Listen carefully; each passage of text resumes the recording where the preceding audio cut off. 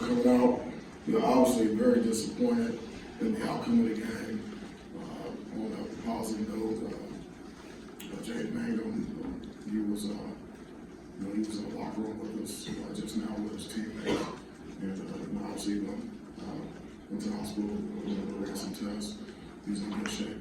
He came back, so that was a positive. Just very disappointed in the outcome. Obviously, I'm not real happy right now, so I'm gonna keep it very short and just open up for questions.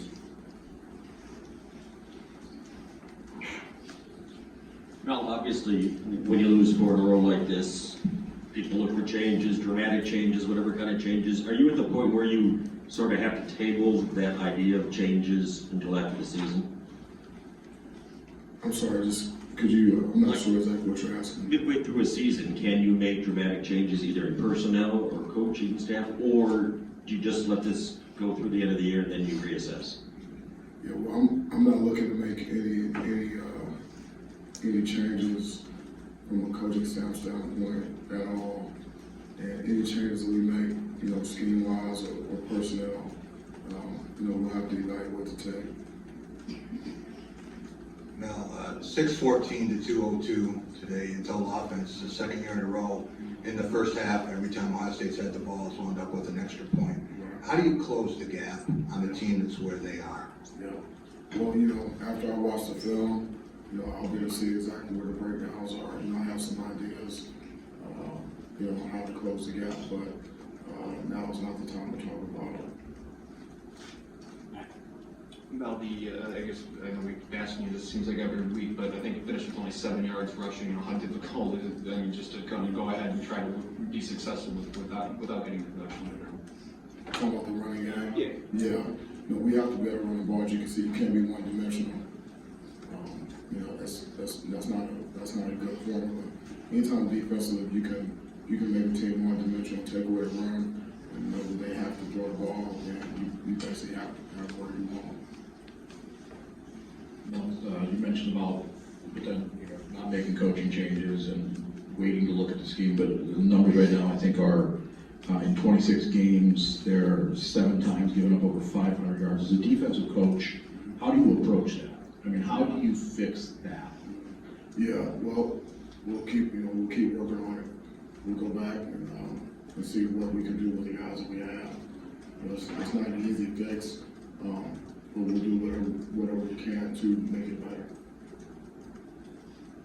Now, I'm wondering what you're hoping to get out of this season with these guys. Like, what you'd really like to see, where you'd like to see certain levels of improvement, and what becomes realistic for them. Yeah, I want to see better execution in all 3 phases, and consistent execution, and I want to see us ready for this next game. Is it when you're playing a team like Ohio State, obviously being able to compete at that level is the dream. It's what you're trying to build toward, but you're not there yet, and you understand that reality. What is that? Can you talk about that dynamic of understanding that, but also wanting more? Yeah, I definitely understand it. I mean, I coached there. I've been in Georgia. I've been in Alabama. So I know what that type of program looks like. I know what it feels like. I know what goes into it. We're not there yet, but we'll get there. Mel, I know you haven't had a chance to really study each play, but watching C.J. Stroud and those receivers work, how much of what they do is because they're that good, and how much is breakdowns that you can correct? There was the first one third down where they scored a touchdown was a complete bust on one guy, and one of the big plays was another bust on the guy that was pressing the duty there. So and also they made some plays with some contested balls. So it was a little bit wrong. No, obviously right here, as you said, it's a big recruiting weekend. We saw a lot of people there on the sidelines before the game for other programs as well.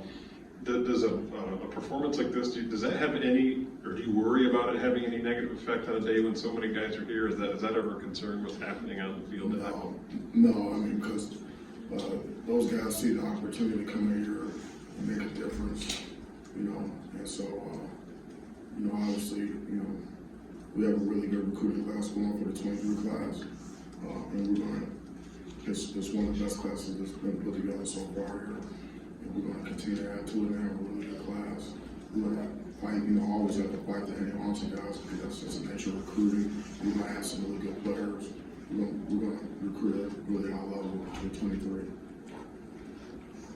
I'm wondering about the first half. Chuck gets the interception return for the touchdown. Peyton gets Jaden for a touchdown. I mean, when you're in the game at that point, I guess how are things feeling on the sideline, and does that compound things on what happened after? Yeah, we're in the game, but we can't get them stopped. And we're not gonna be in the game very long. That's what happened. I was wondering, I think, we had the two block field goal, mixed field goal, and the botched extra point last week, and then a missed extra point this week. How much of the kicking concerns, or how much concern do you have in the kicking game moving forward? Yeah, in terms of the operation, we were a lot cleaner this week. We just have to, we just have to make some kicks, but we didn't have some of the other type of breakdowns we had a week ago.